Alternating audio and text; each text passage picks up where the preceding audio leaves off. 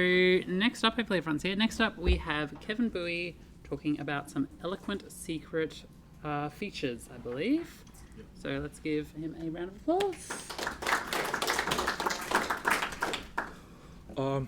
Hi everyone. My name's Kevin, and my talk is going to be about eloquent secret features. A little bit about myself. I started working with Laravel in 2014, quite a bit of time. In my own time, I contribute to the community by answering questions in Stack Overflow and Laracast forum, mostly about eloquent. I also contribute to Laravel documentation, mostly about eloquent as well. It's easy. You just need to think about good examples. That's how I contribute to the community, fast and easy.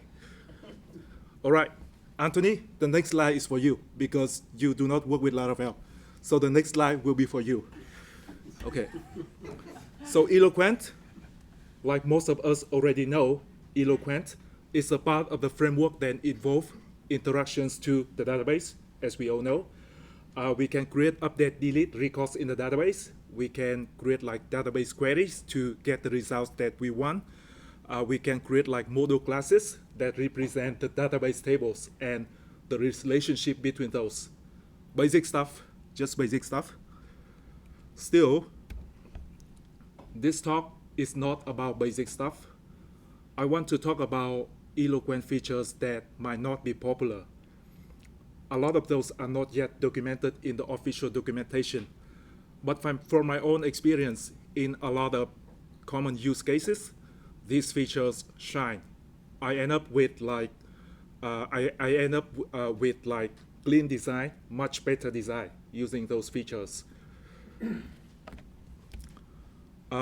Today we are going to talk about a few methods, a few properties, some techniques, and as you can see, most of those are not yet documented.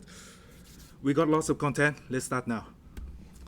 First, we talk about the replicate method. When we replicate a model object, we make a copy out of it, simple. So in this example, I got a book with ID of 1. I copy that book to a second book. Now this copy is going to have all the attributes from the original one, except the ID field and the timestamp field. The created art, updated art, and deleted art, and the ID field of the copy will all be null. And of course, the copy is just an object, so it does not exist in the database. Yeah. The replicate method would be useful to create objects that are nearly identical. And we are looking at the very first example right now. In this example, we are doing some sort of registration. We have customer's controller, and we are kind of like store the customer. So from here, we are creating a shipping address from the form data. And if the form data suggests that the billing address should be the same with the shipping address, probably like a checkbox, we are replicating the shipping address, update the type to be billing, and then save that to the database. Easy. That's the first example. So second example about replicating, Uber Eats. I eat boring food. I eat boring food. I always order the same food from the same restaurant over and over again. And that reorder button is my favorite feature. So when we reorder an order, it means we replicate that order. And when we think about the actual implementation in Laravel, it's kind of easy. It's like super easy because we got the replicate method. We got the order model. We got the reorder method. And what we are doing right here, we replicate an existing order. And then we replicate like individual items for that order. And then we save the copy items to the copy order. And then just return the copy order. Done. Is everyone clear so far? Yeah, awesome. Second feature, the was recently created property. So the parent abstract model class got the was recently, the public was recently created property. By default, it is false. So how does that work? It's pretty simple. Let's say I get a book object from the database, then of course, was recently created is going to return false. Now I'm gonna update that book, still, it is gonna be false. Now I'm gonna create like a totally new book. Now this time, was recently created is gonna be true. And this is the only time when was recently created property is going to be true.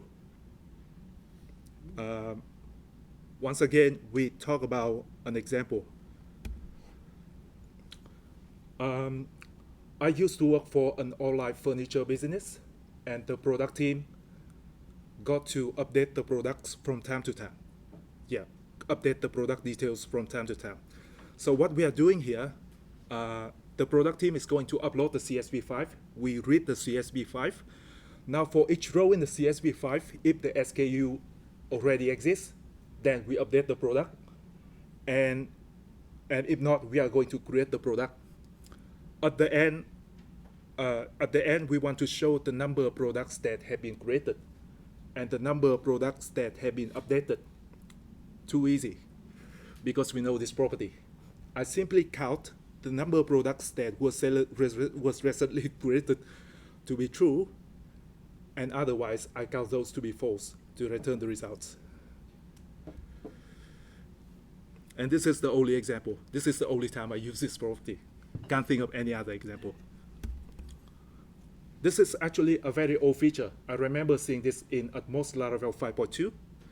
I feel like this is kind of like a good buddy update or create, because when we update or create something, this property is gonna let us know like whether this is a new one or an existing one.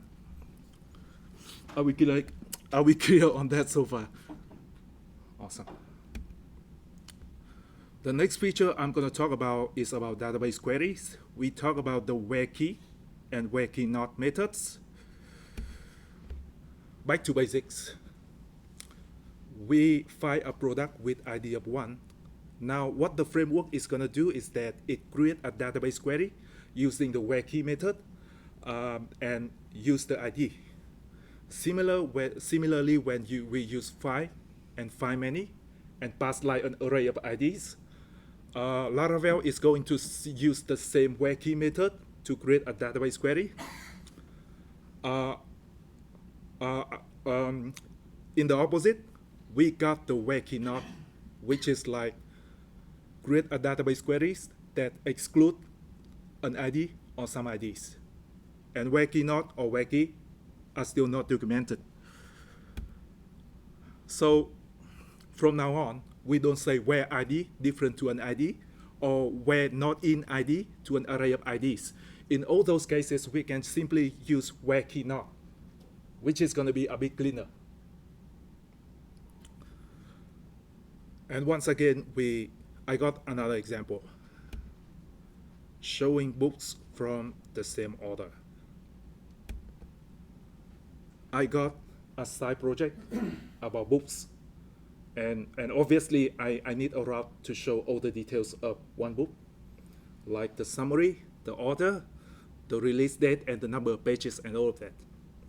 And when we look at the very end, at the list at the bottom, I want to show all the books from the same author, in this case J.R.R. Tolkien. But that list should not contain the primary book, should not contain the Fellowship of the Ring. Thinking we get to the implementation now. Basic eloquent stuff. We got a book that belongs to an author.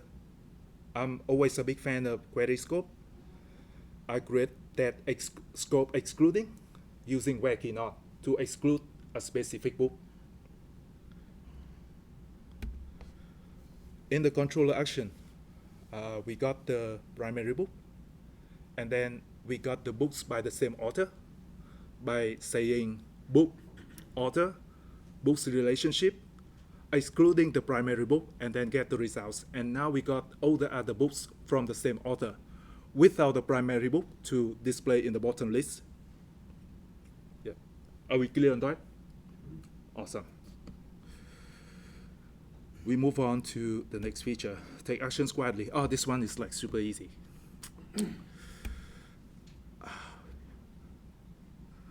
I got the grid. This is a very common use case. When an order, after an order is created, we want to send the order data to an external service to kind of like a data warehouse. And the problem is, you know this, the QA team or the stakeholders always have to test in production. For a lot of features, they always test in production. They are going to create orders in production. Now those orders are actually test orders. So we don't want to send those test orders in production to an external service. In this context, the test order is simply the email is configured in the app. So to do so, we simply make an order out of the request data. And then if the order is a test order, then we just save quietly to ignore the created event. And that way, the test order will not be sent to any external service. Now, who knows save quietly before? Okay, nice. A lot of you, most of you. You might know save quietly, but what about this? So we can create, delete, force delete, update, stop delete, and then restore quietly. We can increment and decrement quietly. We can even replicate quietly. Now those are our edge cases. We don't reach out to this very often. I don't think I ever use replicate quietly in my life, ever. But they're all there. They're all there. Okay, so maybe we all be aware that they're just all there. And that's it. Next one can be interesting. So who know macros? Awesome. You, what is macro? You're extending the classes on Eloquent to be able to add extra functionality to Eloquent. Exactly. I thought I was thinking of something else there for a sec. So that's correct. To me, it's simply the ability to define more functions to the core. In this example, I create a new function named excludes to the collection class, which is kind of like the opposite to contains. And then I check whether an email have the tag of invoice download. Then I download the invoice from the email, and then I tag the email with invoice download. So the next time I see this email again, I'm not gonna do anything with that. This is an actual feature that I worked with before. So yeah, you know that right now we can macro to basically everything in Laravel now. This is just some eloquent example. We can add macros to query builder, to a bunch of relation classes, and to the parent relation class. Yeah. Now we talk about macros with test cases, assertions. The following example is taken from Adam Watan in his DD Laravel course, and then I refactor that to PES to give it kind of like a more modern look. Okay, still, this is kind of like the context. We got a book and a user, and a user is gonna have like a list of books that he wants to read. So we got like a many-to-many relationship between a book and a user, and the pivot table is like a wants to read table, something like that. Now we got a test case, first test case. A user wants to read a book. We got an authenticated user. We got two books. The user then wants to read the first book, And then the first book should be in his list, and the second book should not be. And looking at the expectation, I'm using the where key methods again. I checking whether some database queries exist. Now the expectations look okay, but I feel like I can refactor that to something better. And we reach out to macros. We are adding macros to the parent relation class. That assert class from PHP unit is responsible for all sort of assertion. And we are asserting whether the database queries exist. Then we start using macro.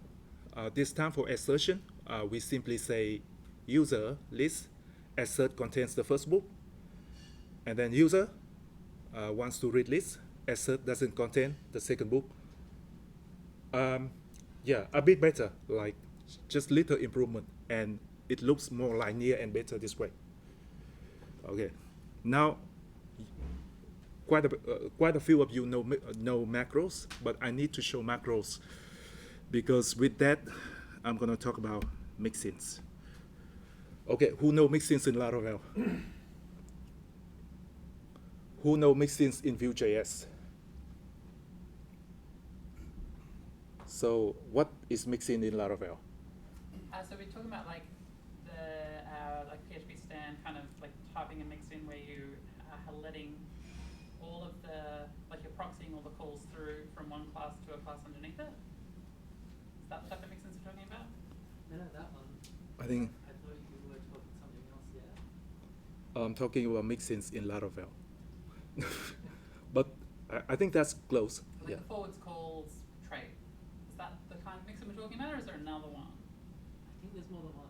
There might be more than one. Yeah. Teach me something, please. Okay, so okay, for people that know mixins in Vue.js, mixins in Laravel is kind of like the same. Now, to me, mixins is probably the most secret feature in Laravel. It was approved in 2017, probably like ages ago, and since then, I think not a lot mentions, just a few mentions. But it's pretty simple. So this time we got an actual class. We got an actual class.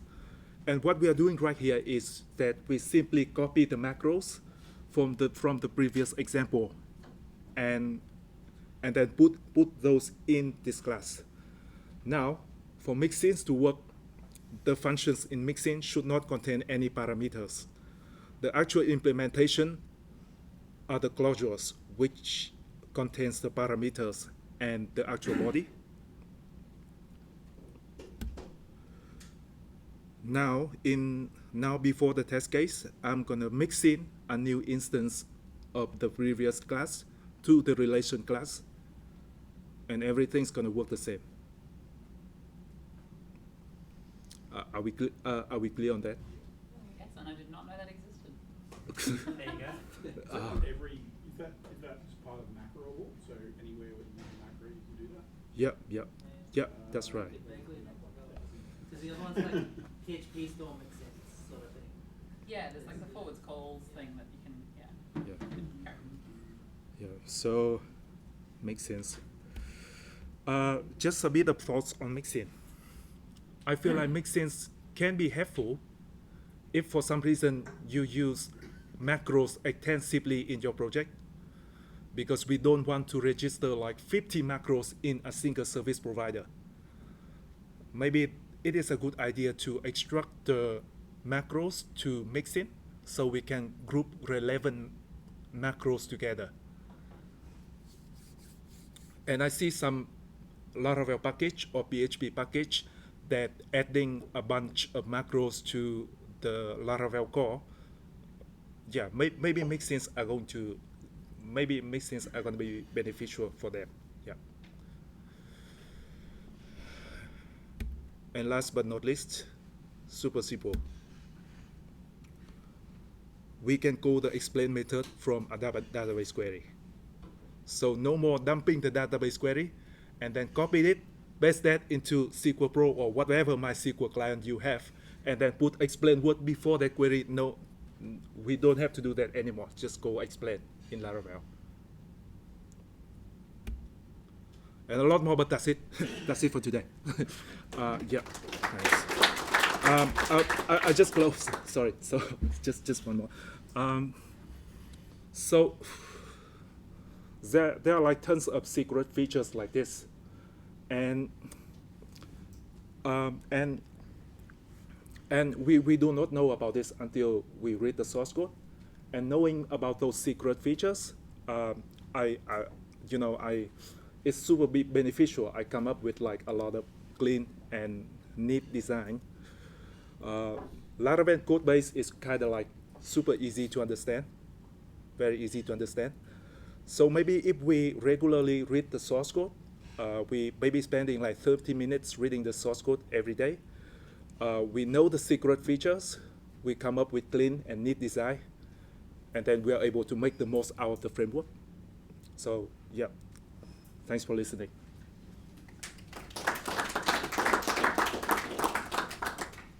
Thank you very much. Oh, sorry.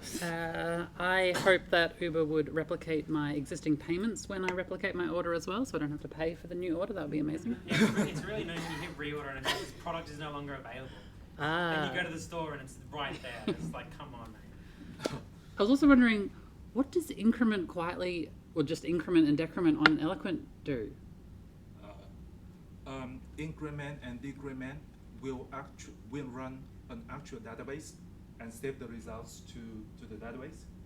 And it just like minus a value, minus or increase a value by 1. Oh, so you pass in the key you want to increment, like an integer column kind of thing. By Gotcha. default, just 1 step, but we can specify more than that. Yeah.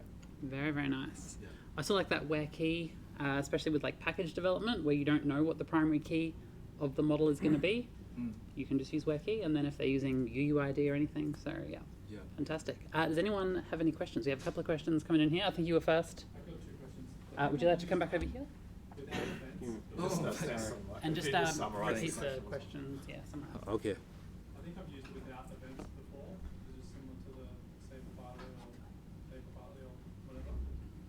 But in terms of documentation, you said it's not documented. I tend to go to the Laravel API documentation. Is that where it's not documented, or Okay. just in like the normal like? We can go to Laravel.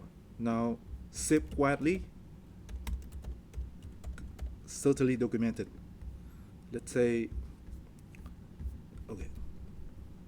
But restore quietly? Nah, no way. Nah. Replicate quietly? No way. Yeah. No. So I tend to go to the like / API, I think, and then on the URL. No, on the URL. Sorry. Huh? / API. I think I don't have the version, but if you go there, This one? Okay. yeah. I don't have everything.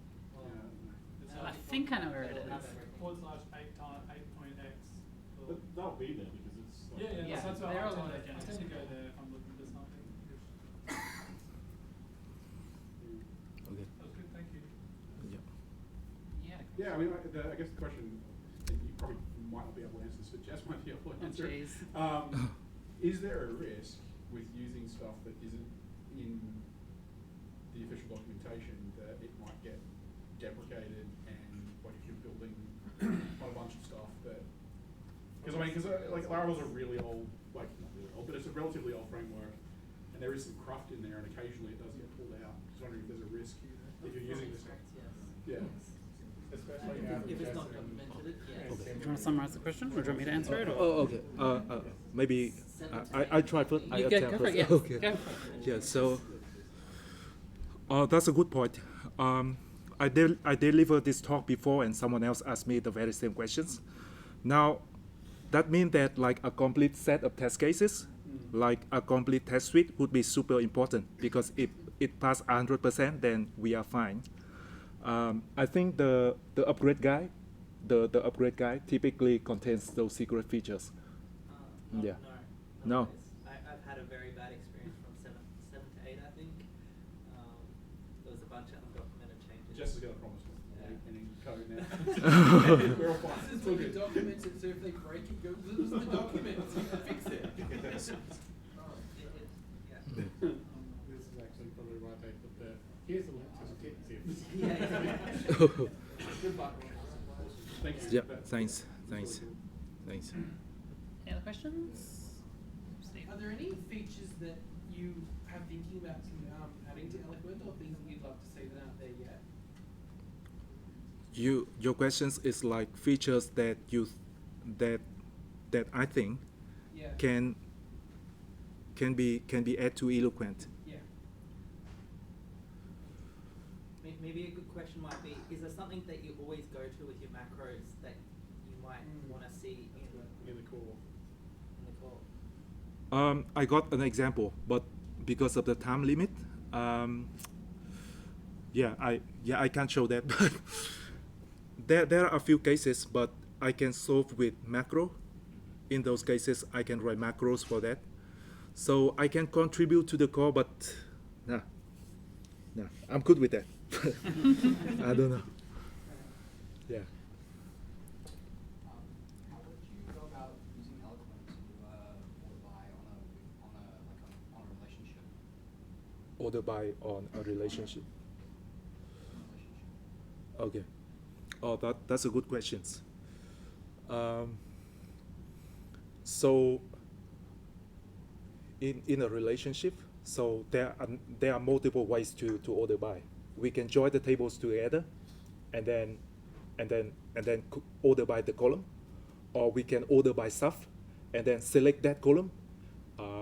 When ID, let's say item order ID equals order ID, something like that, like order by stuff. So I prefer to join tables together and then order by. But typically I'm gonna try like different approach and go the explain method. Yeah.